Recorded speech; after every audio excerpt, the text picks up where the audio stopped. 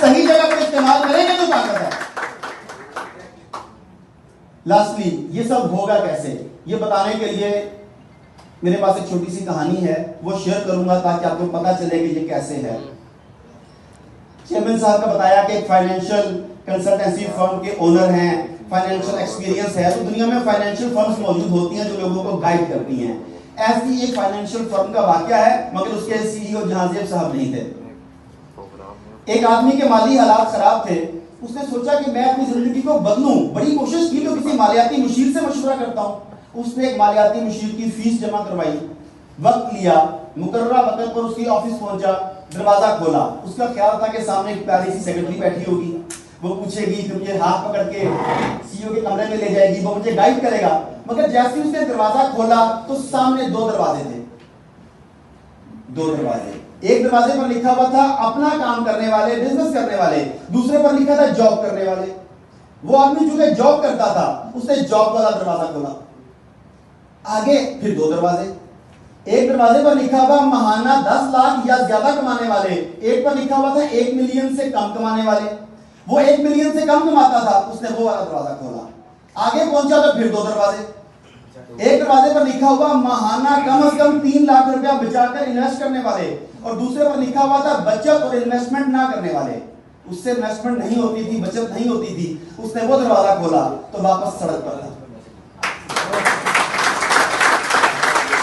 नतीजा क्या है? तालियां बाद में, नतीजा पहले।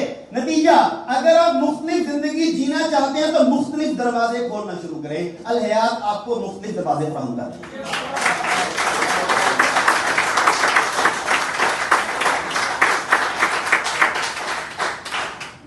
चॉइस आपकी है कि आपने कौन सा दरवाजा खोलना है। और गुफ्तगू के आखिर में रॉबर्ट कियोसाकी की मैं 4 क्वाड्रेंट थ्योरी को, आपने घड़ी देखी है? 2 मिनट मेरे बाकी है कि नहीं? मैं तो छोड़ देता होता हूँ घड़ी देखे हुए तो। हाँ, मैं घड़ी मैं छोड़ देता हूँ माइक, नहीं तो मुझे नशा नहीं होता स्टेज का। नहीं सर, उसकी वजह है आप कौन जाना चाहते थे, मैंने तिश्ना छोड़ना चाहता हूँ ताकि बार बार आरिफ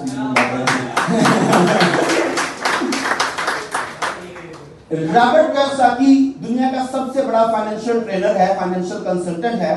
वो अपनी किताब कैश फ्लो क्वाड्रेंट्स में कहता है कि पैसा कमाने के 4 तरीके हैं। जॉब करके, सेल्फ एम्प्लॉयमेंट, अपनी जॉब करके, बिजनेस के जरिए या पैसे के जरिए। एक साइड जहां पर जॉब या सेल्फ एम्प्लॉयमेंट है वो एवरेज या बिलो एवरेज, गुर्बत की या लोअर मिडिल क्लास की जिंदगी है, जहां आपको लूट बैल की तरह काम करते हैं, बड़ी मुश्किल से अपना गुजारा करते हैं। दूसरी तरफ फ्रीडम की साइड, वहां पर है पैसा, investor, where money works for you, जहां पैसे से पैसा कमाया जाता है।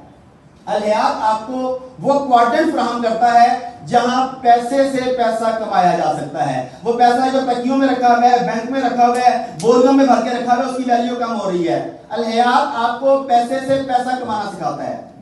इसी क्वाड्रेंट में दूसरा पार्ट है बिजनेस का। बिजनेस हम समझते हैं पैसों से बिल्ड होता है, मगर पूरी दुनिया में बिजनेस कंसल्टेंट्स बताते हैं कि पैसा इन्वेस्टमेंट में काम आता है। बिजनेस करने के लिए आइडियाज चाहिए होते हैं।